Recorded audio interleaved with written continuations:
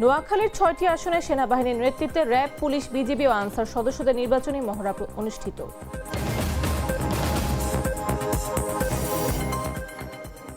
নেত্রকোনা সদরের 4টি ভোট কেন্দ্রে আগুন দেওয়ার চেষ্টা করেছে দুর্বৃত্তরা।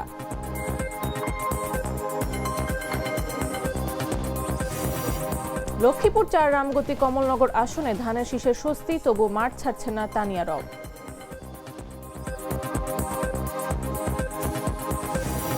বাগেরহাটে ভয়াবহ অগ্নিকাণ্ডে 15 দোকান পুড়ে ছাই, ক্ষয়ক্ষতির পরিমাণ প্রায় 1.5 কোটি টাকা, দাবি ব্যবসায়ীদের।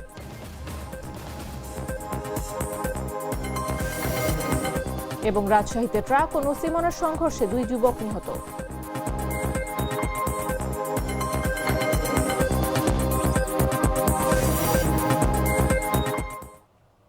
দেশজুড়ে সংবাদে সবাইকে আমন্ত্রণ। সাথে আছে আমি নাফিস আব্দুল্লাহ।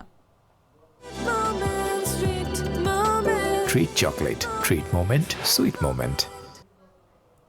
নোয়াখালীতে 6টি আসনে সুষ্ঠু নির্বাচনের লক্ষ্যে সেনাবাহিনীর নেতৃত্বে র্যাব, পুলিশ, বিজিবি ও আনসার সদস্যদের নির্বাচনী মহড়া অনুষ্ঠিত হয়েছে। মঙ্গলবার দুপুরে বেগমগঞ্জ সরকারি পাইলট উচ্চ বিদ্যালয় মাঠে এই মহড়া অনুষ্ঠিত হয়। এতে 5 বাহিনী 220 জন সদস্য অংশগ্রহণ করেন। মহড়ায় ভোট কেন্দ্রে সন্ত্রাসী হামলা হলে কিভাবে স্তরে স্তরে আইন শৃঙ্খলা রক্ষাকারী বাহিনী কেন্দ্রে রক্ষা করবে তা প্রদর্শন করা হয়। এ সময় দেশীয় অস্ত্র ও লাঠিসোঁটা নিয়ে হামলা ঠেকানোর পদ্ধতিও প্রদর্শন করা হয়।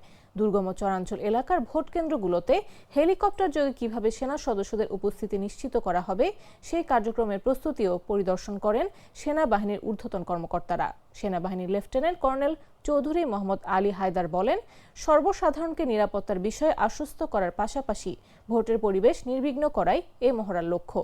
তিনি আরও বলেন, নির্বাচনের দায়িত্ব পালনকারী যে কোনো কর্মকর্তা বা বাহিনীর সদস্য আহত হলে দ্রুততার সঙ্গে উন্নত চিকিৎসার জন্য ঢাকায় স্থানান্তর করতে সক্ষম সেনাবাহিনী।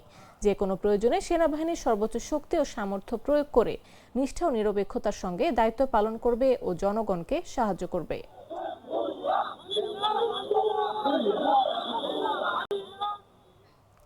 নেত্রকোনা সদরের 4টি ভোট কেন্দ্রে দুর্বৃত্তরা আগুন দেওয়ার চেষ্টা করেছে।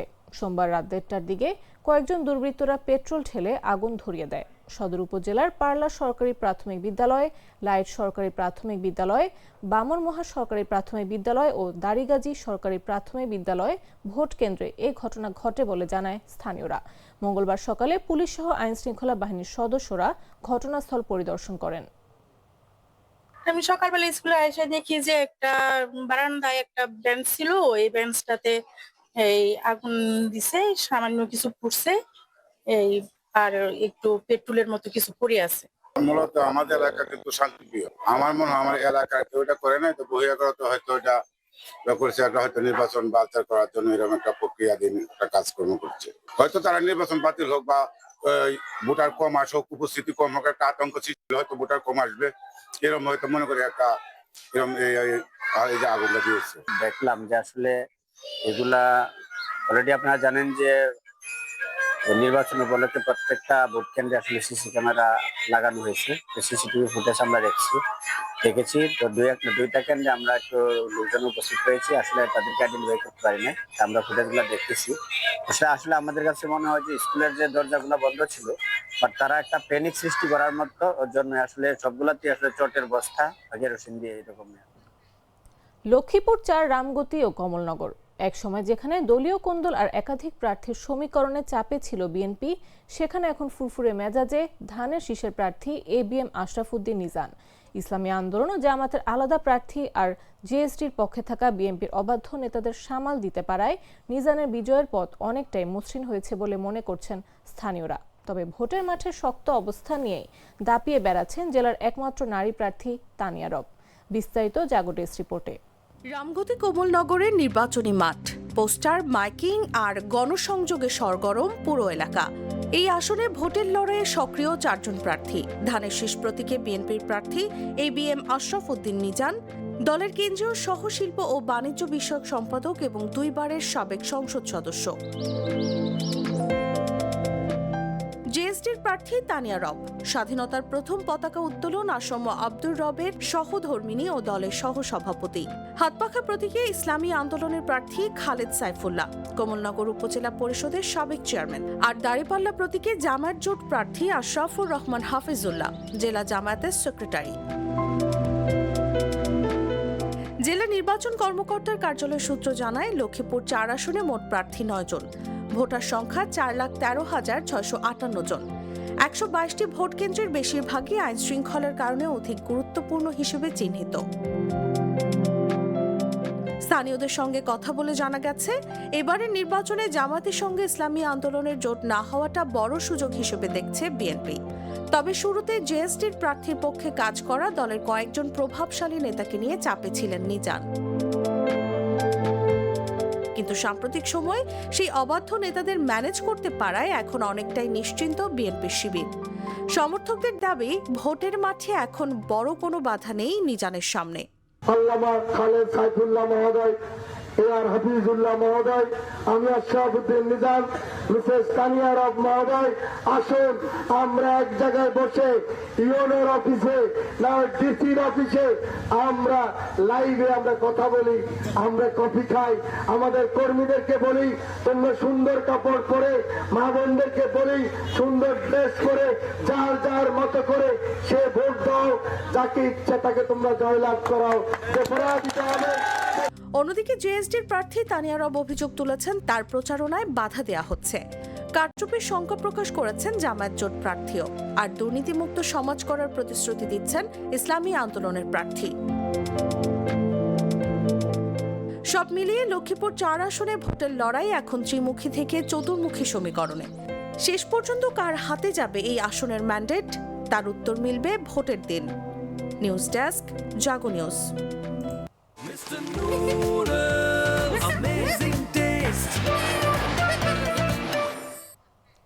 ফরিদপুর 2 আসনের সালথা উপজেলায় বিএনপি নির্বাচনী জনসভা চলাকালে হঠাৎ অসুস্থ হয়ে সিদ্দিক মাতুবর নামে বিএনপি সমর্থক এক বৃদ্ধের মৃত্যু হয়েছে।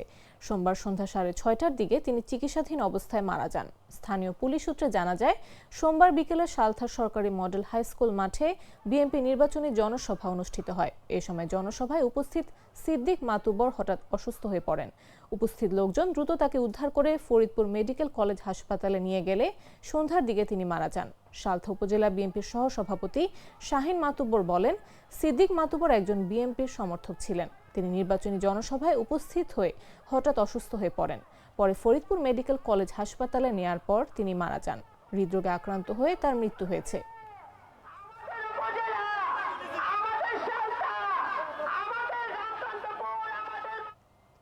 বাগেরহাটে অগ্নিকাণ্ডে 15টি দোকান পুড়ে গেছে।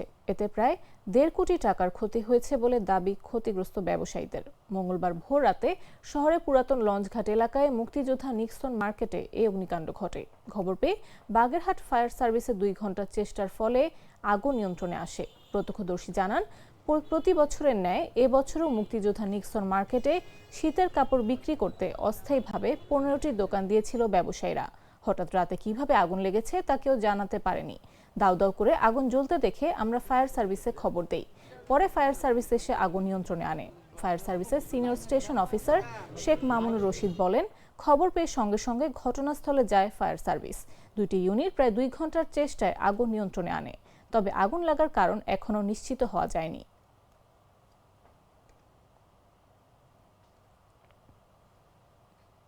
রাজশাহীতে ট্রাক ও নসিমনের সংঘর্ষে 2 যুবক নিহত হয়েছেন। মঙ্গলবার সকালে পুঠিয়া নিমতলা বাজার সংলগ্ন এলাকায় এই দুর্ঘটনা ঘটে। নিহতরা হলেন মোহাম্মদ নাইম ও মোহাম্মদ হালিম। তারা দুজনেই রাজশাহী মহানগরের পূর্ব হরগ্রাম শেখপাড়া 2 নম্বর ওয়ার্ডের বাসিন্দা।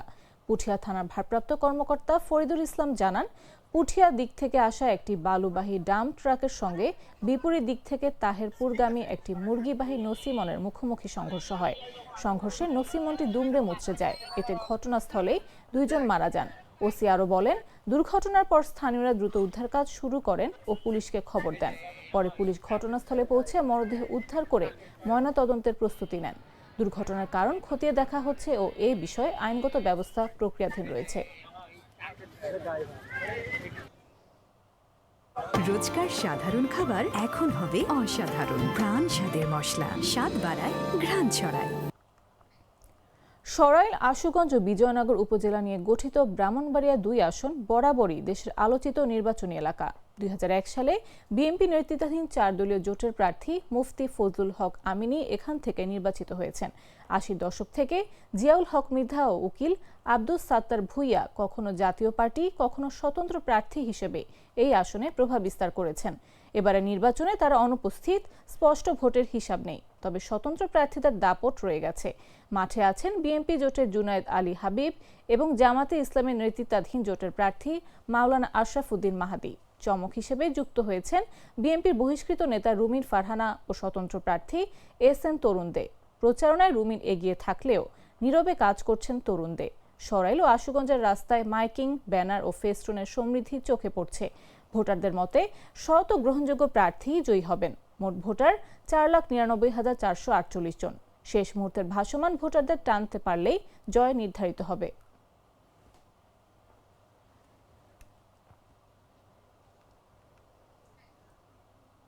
সংবাদ শেষ করার আগে শিরোনামগুলো জানিয়ে দিচ্ছি আরও একবার।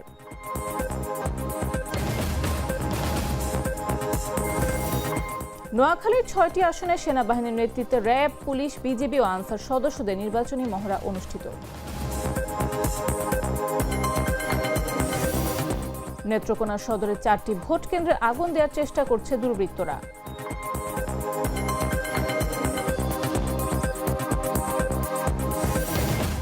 লক্ষ্মীপুর ৪ রামগতি কমলনগর আসনে ধানের শীষের স্বস্তি, তবু মাঠ ছাড়ছে না তানিয়া রব।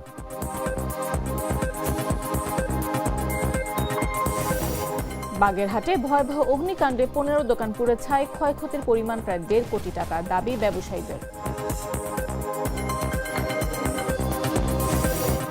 এবং রাজশাহীতে ট্রাক ও নসিমনার সংঘর্ষে 2 যুবক নিহত।